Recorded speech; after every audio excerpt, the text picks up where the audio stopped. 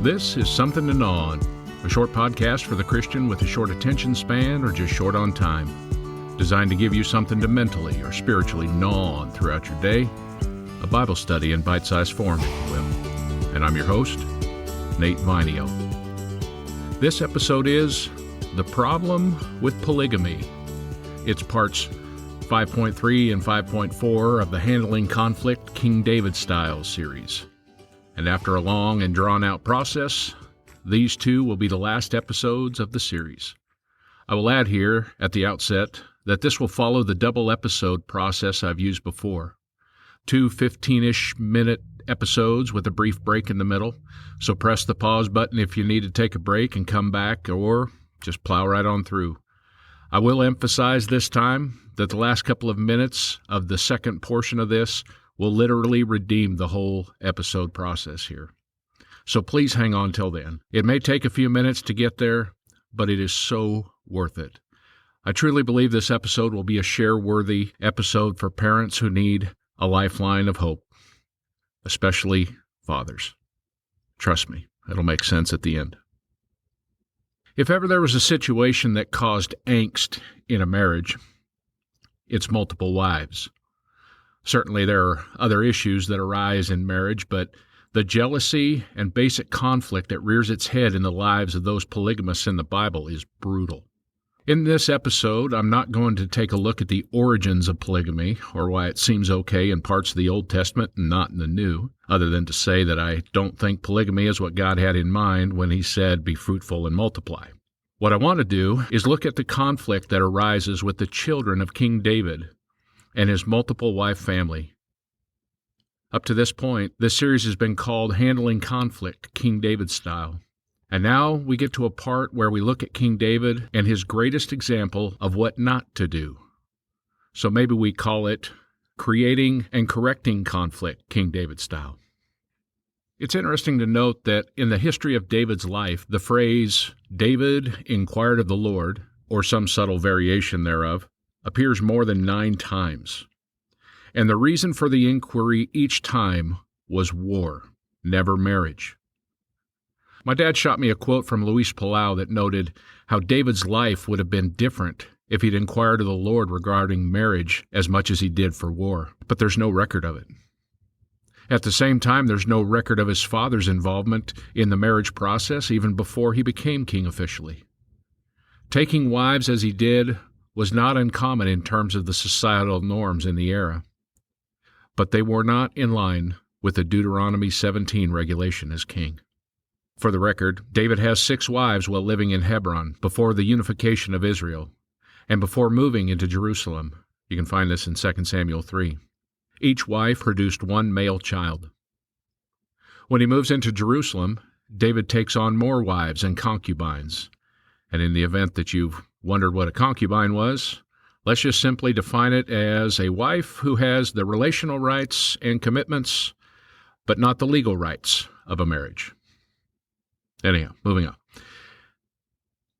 And a number's not given of these wives in Jerusalem or the concubines. However, 1 Chronicles records 4 children from Bathsheba and 9 other male children born in Jerusalem, not including female children, obviously, and the remaining mothers, well, they're not even named. Today we'll quickly look at 4 of these children and how David related to them. All 4 are from different women.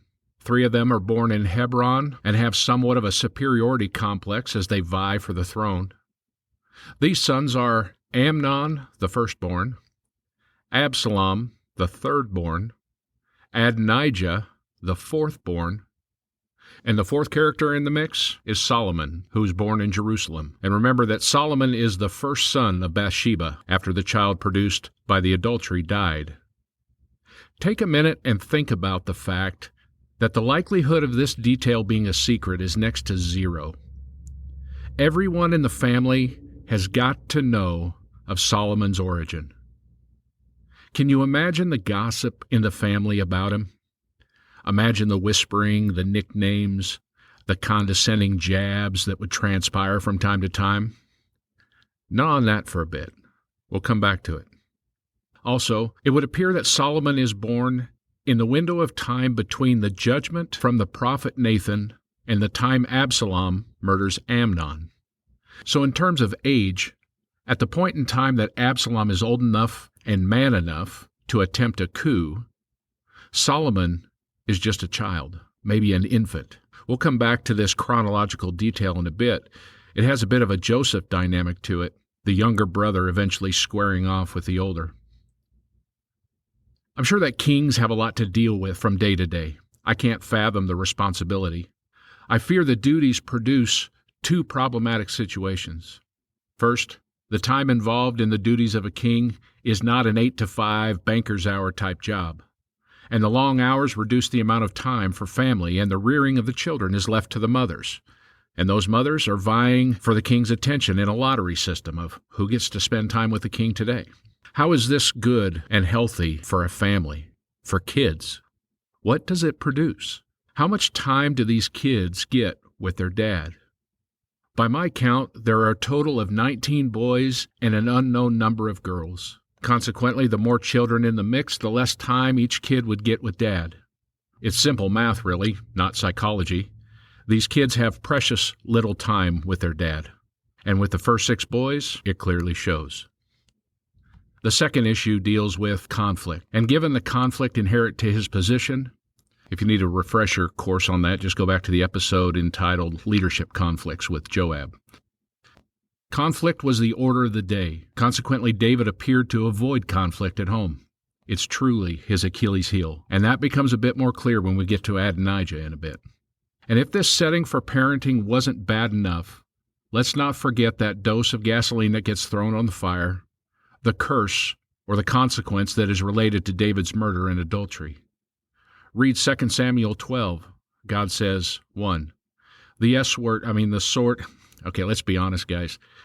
1, I hate this word. There are some things about the English language that are just frustrating. Word, W-O-R-D, is word. Add an S to the end, it's words. Put an S on the front and the W disappear, and it's swords. It's just a weird thing. I'm sorry. So, S word. Sword. It messes with my head. Okay, back to it. So with regard to the curse, the sword shall not depart from your house. The baby will die, and because of what you've done, I will cause your own house to rebel against you, and I will give your wives to another man before your very eyes. And we know this last part is fulfilled by Absalom. It appears that David enjoyed a grace over his poor marital choices, or at least a stay of execution, if you will, until his great sin. In addition to the specific curses, there's an element in which the restraints come off all of the consequences of his poor marital choices at the same time, or at least several of them do. And this is where the consequence of choosing polygamy in defiance of Deuteronomy 17 comes into play. And this is where the consequence of marrying a non-Jew come into play. And this is where the consequence of marrying for political reasons comes into play. And dare I beat the drum on the sin, but this is where the consequences of marrying to cover up sin comes into play. And the house of cards will inherit the wind. So let's look at these 4 kids and see how it all plays out. First, let's look at Amnon's profile, the first of the firstborn males. You can find his story in 2 Samuel 13, and here's what we see about his character. He's a self-absorbed young man. He's got an uncontrolled lust problem. He's a deceiver and a manipulator, to the extent that he would deceive his dad to scratch his lustful itch. He has surrounded himself with people who fail to challenge him in doing right, and they go to the polar opposite extreme, and they help him to do wrong. He is either blind to the consequence of his behavior, totally numb by the lust, or maybe he has a history with his father already, and he feels confident that the king won't punish him, which turns out to be the case, unfortunately. Ultimately, his lust gets the better of him, and he rapes his half-sister Tamar, who just so happens to be the full sister of Absalom, who we'll get into here in just a moment. His sexual deviance is so twisted that even though Tamar begs him to marry her, which sounds odd at first, but what she's doing is she's pleading to salvage the rest of her life. But despite that plea on her part, he kicks her to the curb. And Tamar takes a humiliating but honest step and tears her clothes in such a way as to signify to the rest of the family what's happened.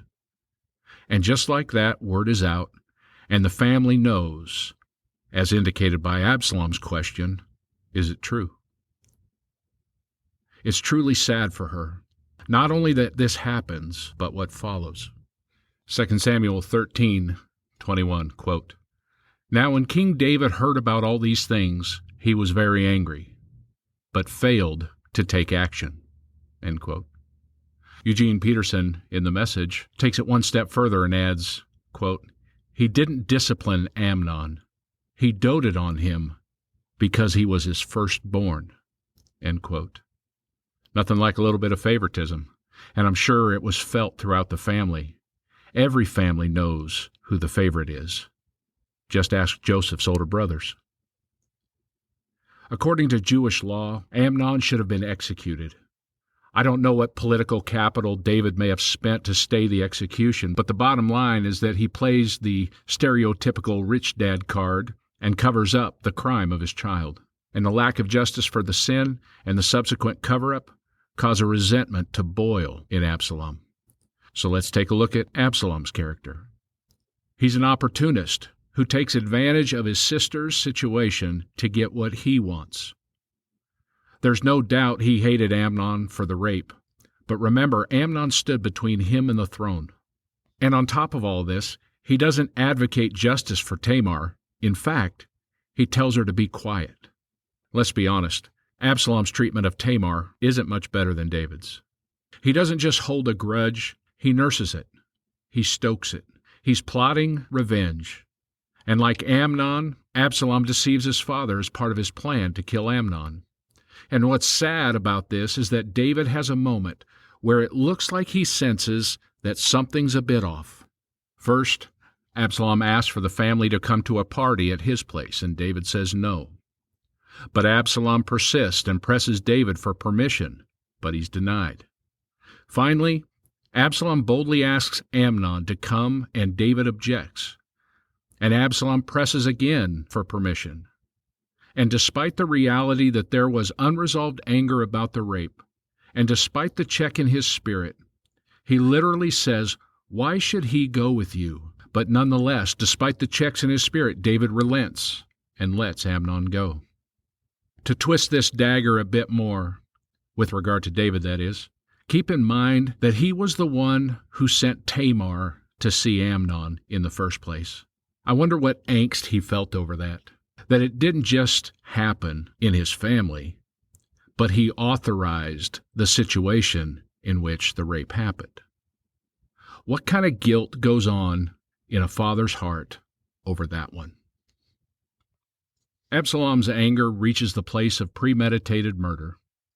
To be clear, the death of Amnon should have been by legal execution had David let the justice system run its course. However, David's inaction, or potentially his interference to keep an execution from happening, has resulted in Absalom's committing murder. And while Absalom's act of murder is squarely on his shoulders, there's no doubt that David's inaction created the perfect storm for such a thing to happen in the family. Following the murder of Amnon, Absalom runs away to his grandfather Talmai, the king of Geshur. Absalom, by the way, is a half-breed, not full Israelite, not a full Hebrew, which raises the question of his upbringing under his mother. That can't be answered, of course, but it reveals a life of a kid who's got a foot in two worlds. He's raised in Jewish culture by a foreign mother, and presumably by her cultural input as well. He spends a few years with Talmai before Joab brings him back to Jerusalem. There's a weird effort to bring some form of reconciliation with David, but for the sake of time today, I will say it just simply falls short of successful. And Absalom eventually launches a coup. It starts out subtle, undercutting his father's authority little by little, but it becomes full-blown revolt. He draws in Ahithophel, or rather a man with a similar grudge teams up with him, and they launch their Star Wars-style plan to take over the world, or at least Jerusalem. And remember, Ahithophel is the grandfather of Bathsheba. And if you haven't caught the episode Surviving and Thriving, check that out for more on Ahithophel. So for the sake of time, I'll cut to the chase. The revolt fails miserably, and Absalom is killed by Joab. And David mourns deeply for Absalom. And again, I ask the question that cannot be answered. What does it say to the rest of the family that David would mourn so deeply and passionately the life of a murderer who's disrespectful and rebellious, a son that he failed to correct at any point in time? What does that say to the family? Okay, let's take a quick break here. We'll come back to the second part of this in a moment, but let me just toss out there that we are coming up on the end of the first year of the podcast, and with that, I have some exciting developments for the next season. Keep an eye out for what I'm looking to call the Gnaw Initiative, which will be a once-per-month podcast on how to study your Bible. This podcast is about getting people to gnaw on the Word themselves, and the truth of the matter is that some people have no idea how to even start. So the Gnaw Initiative will focus on getting some practical tools and pieces of knowledge in place to get the most out of your personal Bible study time. Anyhow, I will continue with the short parable-style devotional, but keep an eye out for the addition of the Gnaw Initiative. Okay, back to part 5.4. And now let's take a look at son number 3 in this study. Adonijah was Absalom's younger brother, and in terms of lineage, order, and cultural norms, would have been considered the next in line for the throne. And as younger brothers have done throughout the years, I'm sure Adonijah was taking notes on how to conduct his own coup, if necessary. Except Adonijah had figured on playing the long game and was waiting it out to the bitter end. Now, in terms of age, remember that Solomon would have been a very young child when Absalom was killed.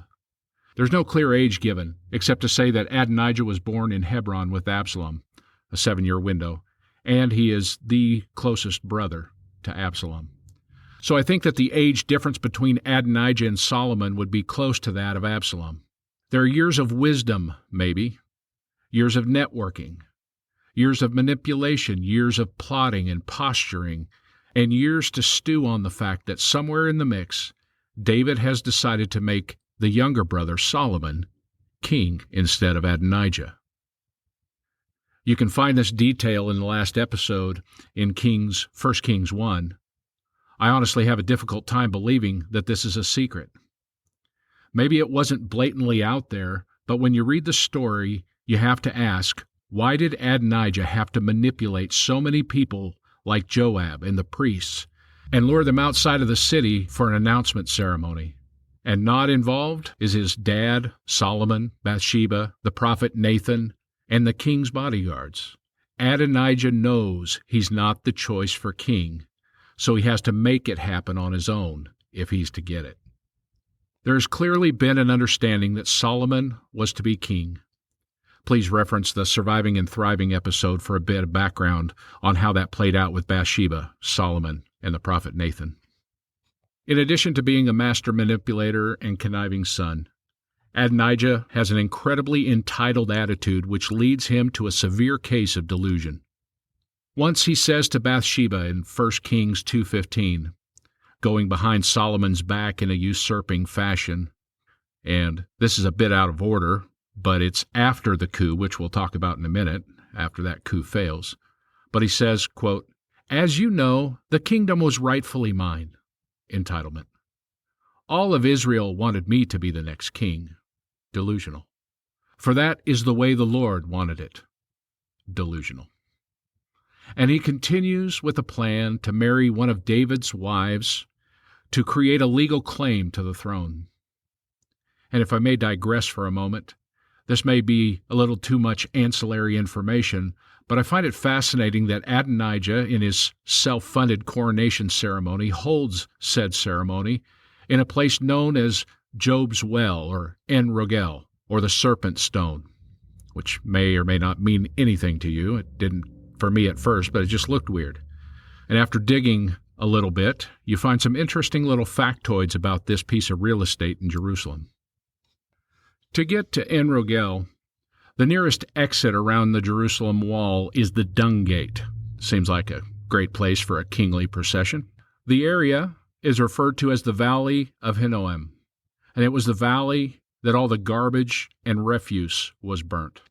In the years following David's reign, when worship to Moloch took place, the sacrifice of children took place in this valley. This last Sunday, my pastor preached a sermon referencing the sound of drums that would be beaten to drown out the cries of the children being sacrificed. I'll try to include that in the show notes. And I know it's not in the same time period, but hang with me here for a minute. Well, Hinnom is the Hebrew word. When we get to the New Testament, the Greek word for the valley is Gehenna. And while it's the word Jesus uses to translate as hell in Matthew 5 when he says, "And thy whole body be cast into hell," aka Gehenna. And while Jesus was referring to a literal hell, not geographically located in Jerusalem, the Jews referred to that valley of refuse burning, the valley of garbage, the valley where child sacrifices were made at certain points in time, the valley where Adonijah's rebellion was celebrated, a place where a revolt was planned.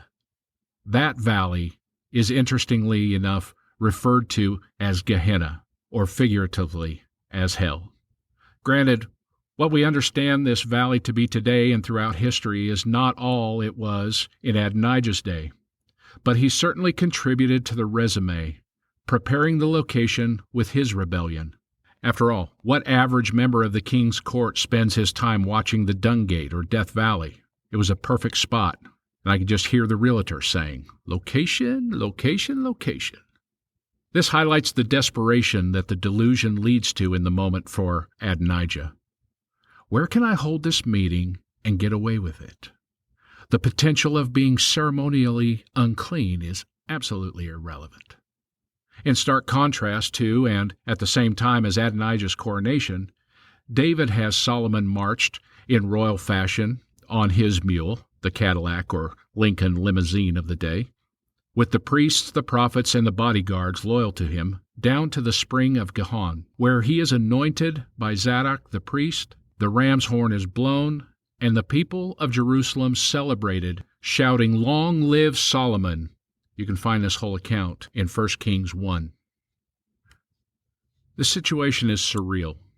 These ceremonies are happening literally at the same time.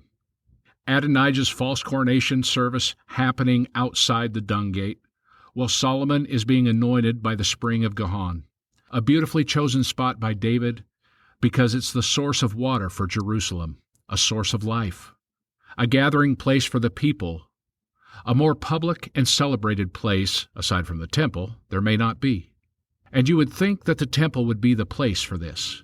But there's an interesting tidbit of topography of Jerusalem at this time. I can't say for certain that this is what David was thinking at the time, but the location of the spring of Gihon is within earshot of Adonijah's celebration. But the topography blocks his line of sight. The temple would have been at the opposite end of Jerusalem and out of earshot. And I should add that I owe this golden nugget here to my mom, who pointed this out from the Oxford Study Bible. Anyhow, as a result to the proximity, Adonijah's party hears the celebration of Solomon's coronation. And in fact, at the end of the chapter, King states that the celebration over Solomon was so loud that the earth shook.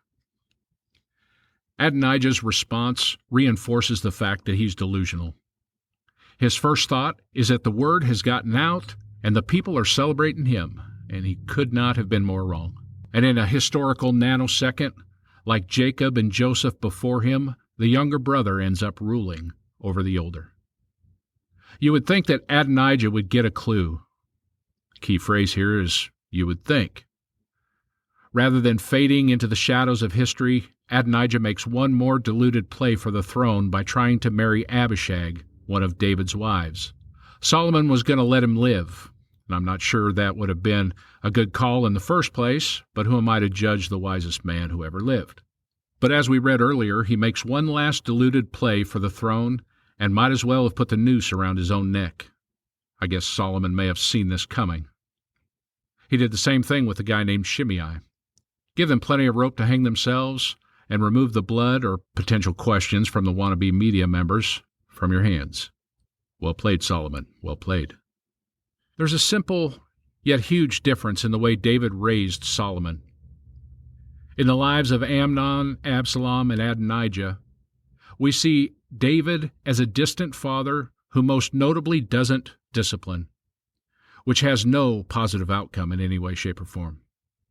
We see this specifically stated in 1 Kings 1:6 with regard to Adonijah, quote, "And now his father, King David, had never disciplined him at any time, even by asking, 'Why are you doing that?'" End quote. And we see it in David's lack of discipline in Absalom's life.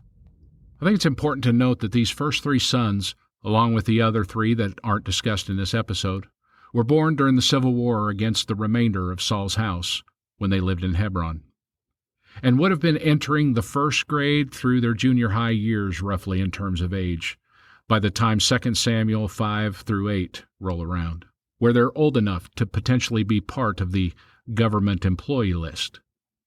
And let me just say, and I'll acknowledge that this is really a personal opinion here, that it appears that under the more peaceful setting of living in Jerusalem, and not under the constant state of war that they lived in Hebron, it would appear that David may have been more present in his younger kids' lives.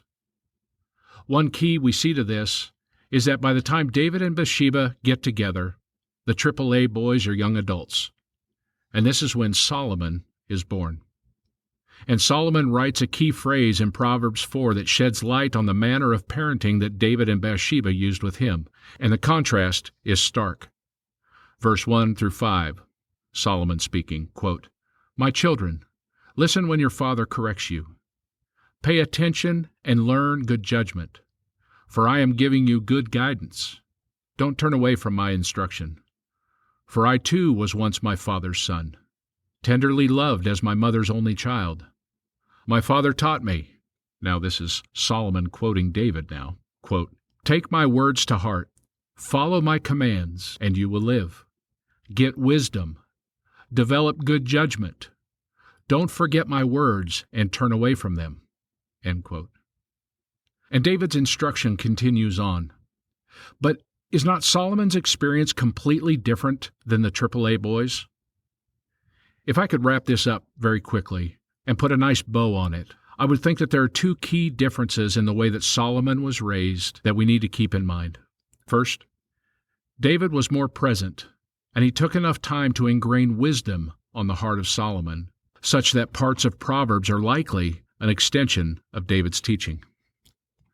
Secondly, it appears from Solomon's testimony that David learned his lesson about disciplining his children and changed. There's certainly something to be said about raising kids in a stable environment and spending time with them, training them, and instilling in them a sense of God's divine plan for their life. And that involves discipline, confrontation, and stepping up to face conflict head-on. It also involves being present, which was more likely to happen in Jerusalem than in Hebron. The title of this series has been Handling Conflict King David Style. Sometimes it's been positive, and in this episode, David has been a poor example to follow, in part. While our human tendency is to focus on the negative, can I solidify the point that David changed? Sure, my heart grieves for Tamar and the wreckage of the first children born in Hebron. But does that mean that we fail to repent and continue to live in the mistakes of the past? Absolutely not. Solomon's testimony is that David changed, and let's be honest. Grown adult children are famous for calling out their parents' failures, throwing them under the proverbial bus, and blaming them for the difficulties that arise in their life. Not Solomon. And if this part of the study says anything about failure as a parent, let it be that there is redemption. God is in the redeeming business. If you're in a mess of a parenting situation, I would beg you to invite God into your situation and let God lead you through the redemption process. And let your attitude be that of David's in Psalm 51, that we've referred to previously, of course, but let me read it again. "Create in me a clean heart, O God, and renew a right spirit within me. Cast me not away from your presence, and take not your Holy Spirit from me. Restore unto me the joy of thy salvation, and make me willing to obey you." And after that, here's the kicker. Then I will teach your ways to rebels, and they will return to you. End quote. I can't say with any degree of certainty that this speaks specifically to his kids, but as the old saying goes, if the shoe fits, wear it. This has been something to gnaw on, and the goal of the podcast is to have listeners come to know God in a deeply personal and experiential way. To accomplish that, I hope that you'll dig into the scriptures in this story further and gnaw on both its deep truths and applications in your life. You can find the references in the transcript. And if you haven't taken the time to rate or post a review for the podcast on your particular listening platform, please take time to do so. We greatly appreciate it. And if you know of anyone who could use some encouragement on the topic of parenting, please feel free to repost or share this episode directly. Let's redeem godly parenting in our communities. Until next week, God bless.